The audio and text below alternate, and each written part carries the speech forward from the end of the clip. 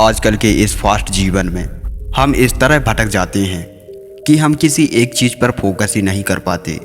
Social media notification से हम आसानी से भटक जाते हैं। हम किसी भी काम को बड़े ही उत्साह के साथ शुरू तो कर देते हैं, लेकिन किसी नई या चमकदार चीज़ के आकर्षण में उस काम को तुरंत ही छोड़ देते हैं। गौतम बुद्ध की इस कहानी के जरिए आइए जानते हैं कि हम इस समस्या का हल कैसे निकालें। बहुत समय पहले की बात है। किसी गांव में एक सम्राट था। उस सम्राट के पास सब कुछ था, बेशुमार दौलत थी, अच्छी प्रजा थी जो उसका ख्याल रखती थी, उसके आदेशों का पालन किया करते थे और वह भी अपनी प्रजा का खूब ध्यान रखा करता था। उन्हें कभी किसी चीज़ की कमी महसूस नहीं होने देता था। कहने को तो उस सम्राट के पास सब कुछ था, किसी चीज़ की कोई कमी नहीं थी, लेकिन उसका मन कभी किसी एक काम पे नहीं टिक पाता था। वह जब भी किसी चीज़ को करने का प्रयास करता तो उसका ध्यान कहीं भटक जाता। इस चीज़ को लेकर वह बहुत चिंतित रहता था। कई बार वह अपने पड़ोसी राज्य के राजाओं से भी मिला था और सभी ने उन्हें अलग अलग राय दिए। सभी ने उसे अलग अलग तरीके बताए थे। जो भी तरीके उस सम्राट ने सुने थे उन तरीकों को अपने जीवन में उतारा, लेकिन उन तरीकों से उसे कोई लाभ न मिला, जिस कारण वह हमेशा चिंतित रहता, परेशान रहता। कई बार तो रातों को उसे नींद भी नहीं आती। एक दिन सम्राट के कानों तक एक बात पहुंची कि उसके राज्य में एक ऐसा असाधारण व्यक्ति है जिसके शब्द अनमोल हैं, जिसके एक एक शब्द में जीवन का रहस्य छिपा हुआ है और लोग उस व्यक्ति से मिलने के लिए दूर दूर से आते हैं, क्योंकि हर व्यक्ति की समस्या का समाधान वह बड़ी ही सरलता और आसानी से करता है। ये बात सुनकर सम्राट बहुत प्रसन्न हुआ। उसे लगा उसके सवाल का जवाब अब मिल जाएगा। इतनी तारीफ सुनकर सम्राट ने यह तय किया कि वह तुरंत ही उस व्यक्ति से जाकर मिलेंगे और उसे यह भी पता चल जाएगा कि जो उसकी इतनी तारीफ कर रहे हैं क्या वह सच भी हैं या नहीं। अगले दिन सुबह सुबह वह सम्राट उस व्यक्ति से मिलने के लिए निकल पड़ा। रास्ता थोड़ा लंबा था, जिस कारण सम्राट ने बीच रास्ते में थोड़ा सा आराम किया।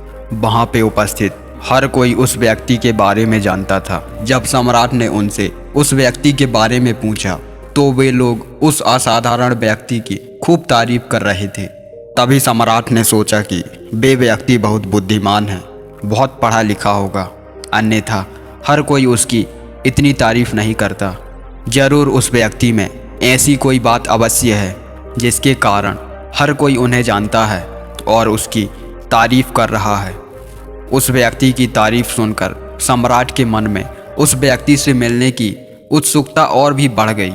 अब वह सम्राट जल्द से जल्द उस व्यक्ति से मिलना चाहता था, जिस कारण वह आगे का सफ़र तय करना शुरू कर देता है। जैसे तैसे वह सम्राट उस व्यक्ति के आश्रम पहुंचा, पर आश्रम में उसे कोई नज़र नहीं आया। आश्रम के पीछे एक छोटा सा बगीचा था। जब सम्राट वहां पहुंचा तो उसने देखा कि एक माली बगीचे में काम कर रहा था। उसका पूरा शरीर मिट्टी से लथपथ था, पैरों में कोई चप्पल नहीं थी, जिसको देखकर सम्राट ने माली से कहा, सुनिए महोदय, इस आश्रम के मालिक कहाँ हैं? मैं उनसे मिलने आया हूँ। इस पर वह माली जवाब देते हुए कहता है, श्रीमान आप अंदर बैठिए, मैं उन्हें बुलाता हूँ, वह जल्द ही आपसे मिलेंगे। माली की यह बात सुनकर सम्राट अंदर कुटिया में जाकर बैठ गया और उस असाधारण व्यक्ति के आने का इंतजार करने लगा। कुछ देर प्रतीक्षा करने के बाद जब असाधारण व्यक्ति उस सम्राट के पास पहुंचा, सम्राट ने देखा कि यह तो वही व्यक्ति है जो बगीचे में काम कर रहा था। सम्राट ने उन्हें नमस्कार किया और बड़ी हैरानी से कहा, अरे आप तो वही माली हैं जो बाहर बगीचे में काम कर रहे थे, लेकिन अब की बार तो माली बौद्ध भिक्षु के रूप में खड़ा है। तभी उस बौद्ध भिक्षु उस सम्राट से कहते हैं, सम्राट मेरा मजाक माफ़ कीजिए, मैं बगीचे में छोटा सा काम कर रहा था। मैं ही यहाँ का माली हूँ और मैं ही वह असाधारण व्यक्ति हूँ जिससे आप इतनी दूर मिलने आए हैं। कृपया करके अपने आने का कारण बताइए। इस पर सम्राट बौद्ध भिक्षु से कहता है, हे महाराज, मैंने सुना है कि आप जैसा व्यक्ति इस पूरे राज्य में नहीं है। मैं आपकी बहुत तारीफ़ें सुना हूँ। मैंने आपके बारे में कई अच्छी बातें सुनी हैं। मैंने यह भी सुना है कि आपके पास जो भी अपनी समस्या लेकर आता है उसकी समस्या का समाधान आप अवश्य करते हैं। इसी कारणवश मैं आपसे मिलने आया हूँ और मैं आपसे उपदेश सुनना चाहता हूँ। लेकिन मेरे मन में एक शंका है। इस पर बौद्ध भिक्षु सम्राट से कहते हैं, कैसी शंका?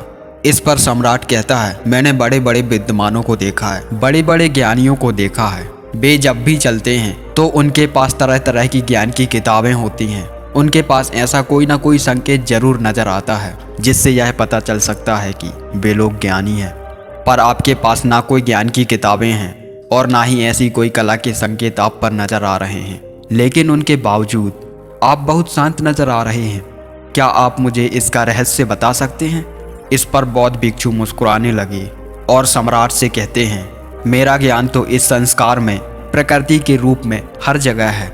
मैं अपना ज्ञान जीवन की सरल और साधारण वस्तुओं से लेता हूँ। पर महाराज, आप यहाँ किस समस्या को लेकर परेशान हैं? कृपया आप मुझे आपके यहाँ आने का कारण समझाइए। इस पर सम्राट कहते हैं, हे गुरुवर, मेरे यहाँ आने का कारण है कि मैं किसी भी कार्य को लेकर लंबे समय तक उसी कार्य पर अपना ध्यान नहीं लगा पाता। मैं कुछ ही देर में उस कार्य से भटक जाता हूँ। कृपया कर मुझे मेरे इस समस्या का समाधान बताएं। मैं इस बात से काफ़ी चिंतित हूँ। बौद्ध भिक्षु ने सम्राट की समस्या को समझते हुए कहा, महाराज, आपकी समस्या मुझे समझ आ गई है। आप जिस कार्य पर ध्यान नहीं लगा पा रहे हैं उसके लिए मैं आपको एक उपाय बता सकता हूँ, लेकिन आज आपको थोड़ी देर हो गई। आप मुझे कल सुबह मिलिए। कल सुबह का समय ठीक रहेगा। कल सुबह जब आप मुझसे मिलने आएंगे तो आपको आपके सभी सवालों के जवाब आपको दे दूंगा। ये कहकर बौद्ध भिक्षु वापस अपने बगीचे में लौट गया और वह सम्राट भी वापस अपने महल लौट गया।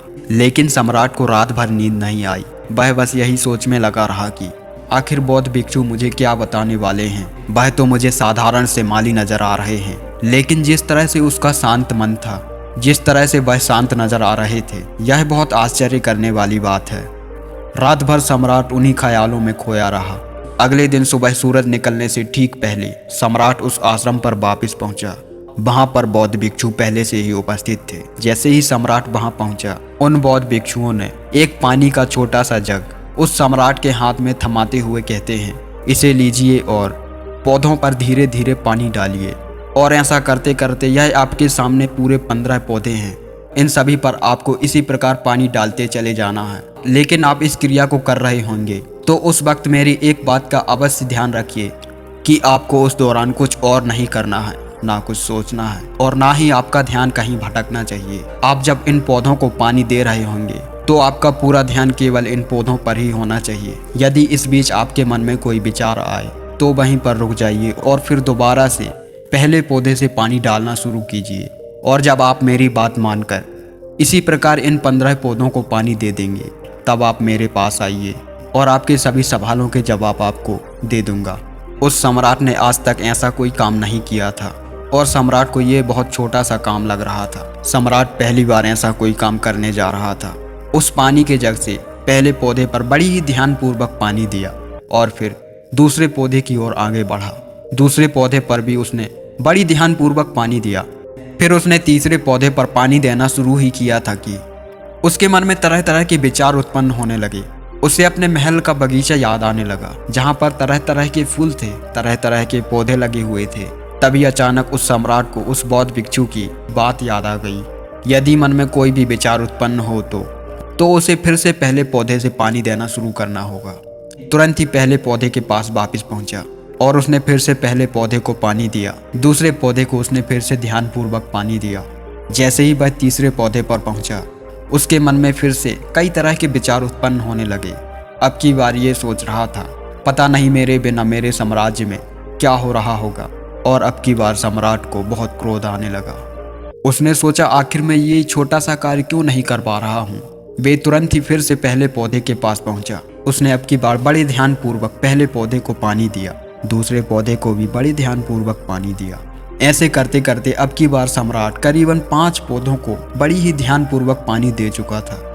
लेकिन अब की बार जैसे ही उसने छठे पौधे पर पानी देना शुरू किया, उस पानी को देखकर सम्राट के मन में नदी के विचार उत्पन्न होने लगे और सम्राट अब बहुत परेशान हो चुका था।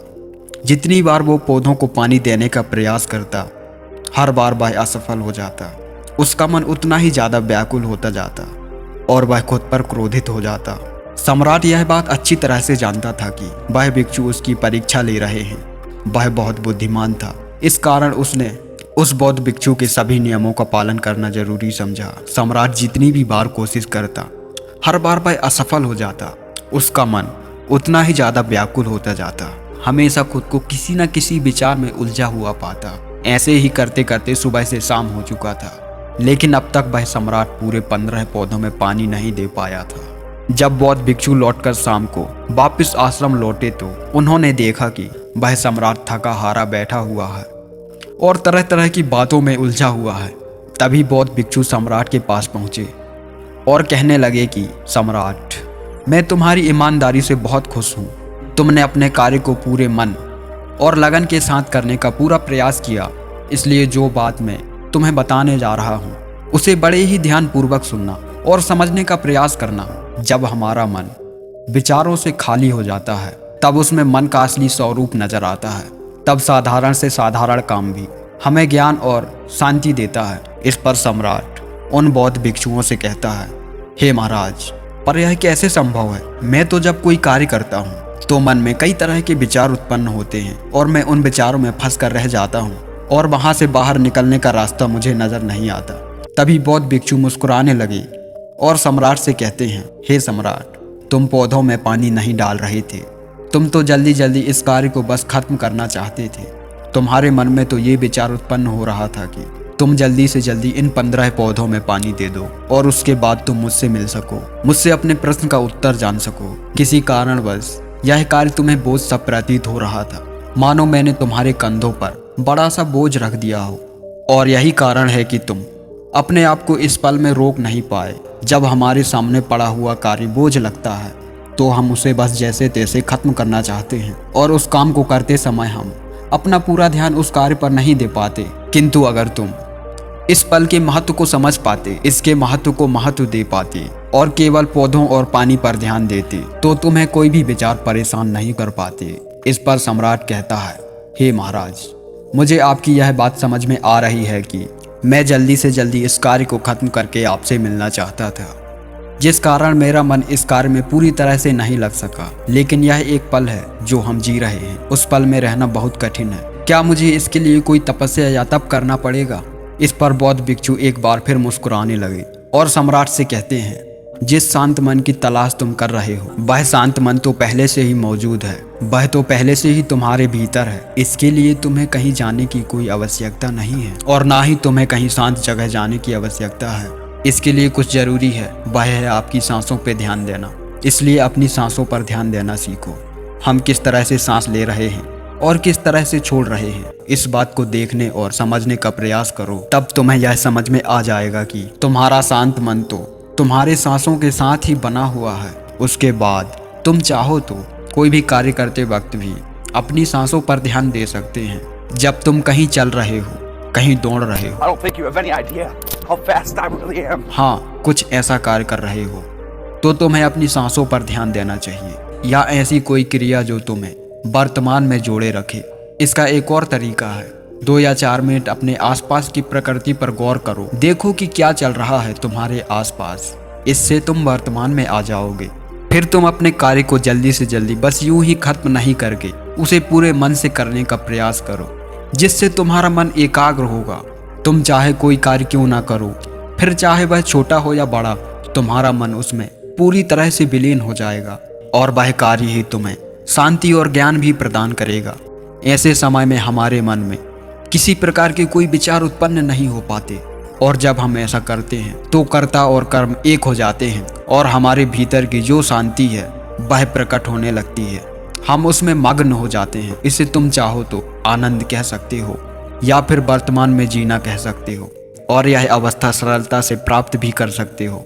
बस तुम्हें केवल अभ्यास करना होगा। बौद्ध भिक्षु सम्राट से कहते हैं, जो मन मुश्किलों में भी शांत रहता है, मुश्किलों से भागता नहीं है, केवल सचेत रहता है, वह मन हर परिस्थितियों को पार कर सकता है, हर दुविधा से बाहर निकल सकता है। सम्राट को उन बौद्ध भिक्षुओं की यह सारी बातें समझ में आ चुकी थी।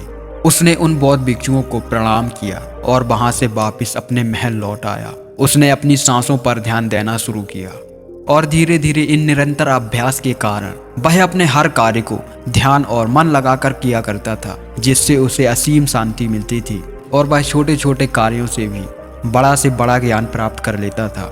इसलिए दोस्तों, कभी किसी कार्य को बोझ मानकर मत कीजिए, क्योंकि यदि आप उसे बोझ मानेंगे तो जल्दी से जल्दी उसे आप अपने ऊपर से उतारने का प्रयास करेंगे, अर्थात उसे जल्दी से जल्दी खत्म करने का प्रयास करेंगे। लेकिन इस प्रयास के दौरान आप जो भी कार्य करेंगे वह पूरे मन और लगन के साथ नहीं हो पाएगा, और ऐसे ही आप उस कार्य को जो अंजाम देना चाहते हैं हो सकता है कि आप उसे अंजाम भी ना दे सकें, और इसी कारण बस आपके मन में तनाव भी पैदा हो जाता है। हम चिंतित रहने लगते हैं, परेशान रहने लगते हैं, क्योंकि जो अंजाम हम उस कार्य को देना चाहते थे, अंजाम हम उस कार्य को ना दे सके। और हम में से अधिकांश लोग यही गलतियां करते हैं। जब उन्हें कोई कार्य सौंपा जाता है तो वह उस कार्य को करने का प्रयास तो करते हैं, लेकिन वह चाहते हैं कि वह कार्य कितनी जल्दी खत्म हो जाए, और वह उस कार्य को करते वक्त अपने आप को वहाँ नहीं रख पाते, बल्कि उनका मन तो कहीं और ही भटकता रहता है, जिससे हमारा मन हम पर हावी होने लगता है, तुम्हें तरह तरह के विचार दिखाता है और हम उन विचारों में डूबते चले जाते हैं, और फिर वहाँ से निकलने का कोई रास्ता हमें नज़र नहीं आता, जिससे हमारे मन में तनाव पैदा होने लगता है। हम बहुत परेशान रहने लगते हैं, हम चाहकर भी किसी कार्य को नहीं कर पाते, और जो कार्य हमें वर्तमान की ओर ले जा सकता था उस दरवाजे को हम खुद ही बंद कर देते हैं, क्योंकि वह कार्य हमको बोझ लगने लगता है। इसलिए जब भी आप कोई कार्य शुरू करना चाहते हैं तो उससे पहले अपना पूरा ध्यान अपनी सांसों पर केंद्रित करें, और फिर आप चाहो तो अपने काम के दौरान भी अपनी सांसों पर अपना ध्यान लगाए रख सकते हैं, और यही सांस का जो ध्यान है यह आपके काम के ध्यान में परिवर्तन हो जाएगा, और इस कार्य में जो भी कठिनाइयां उत्पन्न हो रही हैं उसे आप पल भर में सुलझा देंगे। फिर चाहे कैसी भी विपरीत परिस्थितियां आपके सामने क्यों ना आ जाएं, आप उस कार्य को पूरे मन और लगन के साथ पूरा करके ही दम लेंगे। उम्मीद है कि आपने आज की इस वीडियो से ज़रूर कुछ ना कुछ सीखा होगा, तो इस वीडियो को अपने दोस्तों के साथ शेयर करना ना भूलें। ऐसे ही और प्रेरणादायक कहानियाँ देखने के लिए इस चैनल को सब्सक्राइब करना ना भूलें। तो चलिए मिलते हैं ऐसे ही और वीडियो में, तब तक के लिए अपना ख्याल रखें। धन्यवाद।